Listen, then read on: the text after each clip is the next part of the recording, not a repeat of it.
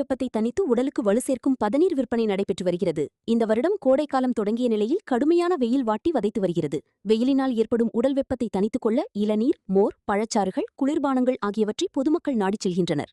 இந்த நிலையில் உடல் நலத்தை சீராக்கி காக்கும் விதமாக இயற்கை பானமான பதநீர் விளங்கி வருகிறது. இயற்கையாக வளரக்கூடிய பனைமரங்களில் இருந்து இறக்கப்படும் பதநீர் உடல் வெப்பத்தை தணித்து ஆரோக்கியத்தை அளிக்கக்கூடியது.